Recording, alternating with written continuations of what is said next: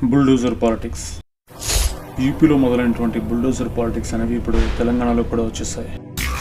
So ఈ మధ్య మనం చూసుకుంటే నాగార్జునకి సంబంధించినటువంటి ఎన్ కన్వెన్షన్ సెంటర్ అనేది హైటెక్ సిటీ శిల్పారాం ఆపోజిట్లో ఉన్నటువంటి ఎన్ కన్వెన్షన్ సెంటర్ని కూల్చేయడం అనేది మన వార్తల్లో చూస్తున్నాం. సో నేనేమనుకుంటానంటే అక్రమ కట్టడాలను ప్రోత్సహించడం నా ఉద్దేశం కాదు.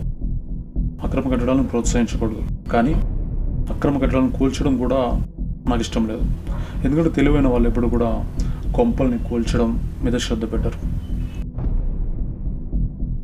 అదే ఎన్ కన్వెన్షన్ సెంటర్ని ప్రజా ప్రయోజనార్థం ఉపయోగించుకుంటే మంచిదనేది నా ఉద్దేశం. దాని ఒక హాస్పిటల్ గానో లేదంటే ఒక స్కూల్ గానో డెవలప్ చేసి ప్రజలందరూ వాడుకునేలా దాన్ని తయారు చేస్తే బాగుండేది. సో ఇట్లా కూల్చడం అనేది సరైన పద్ధతి కాదు.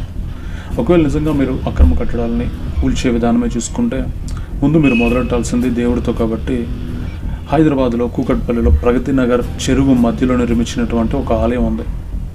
మీకు నిజంగా నిజాయితీ ఉంటే మొదట అక్కడి నుంచి మొదలు పెట్టాలి.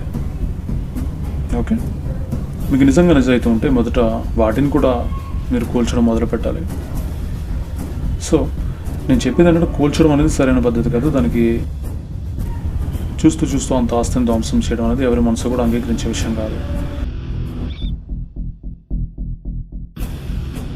ఈ రోజుల్లో మనం మళ్ళీ అలాంటి కట్టడాలు కట్టాలంటే చాలా ప్రజాధనం అనేది దుర్వినియోగపరచాల్సి వస్తుంది. కానీ ఇలాంటి వాటిల్ని మనం ప్రజా ప్రయోజనార్థం ఉపయోగించుకుంటే, దాన్ని మాడిఫై చేసి యూజ్ చేసుకుంటే మనకి ప్రజాధనం అనేది సేవ్ అవుతుంది, టైం కూడా సేవ్ అవుతుంది. సో ఇలాంటి కట్టడాలని ఒక హాస్పిటల్స్ గాను లేదంటే స్కూల్స్ గాను లేదంటే ప్రజలందరికీ నివాసయోగ్యంగా ఉండేలా మార్చడము చేయడం వల్ల ఉపయోగం ఉంటుంది, కానీ కూల్చడం వల్ల ఏ ఉపయోగం ఉండదు అనేది నా ఒపీనియన్ కనుక మీకు నచ్చినట్లయితే మన వీడియోని లైక్ చేయండి, షేర్ చేయండి, కామెంట్ చేయండి, మన యూట్యూబ్ ఛానల్ సబ్స్క్రైబ్ చేయండి. Bell icon is must.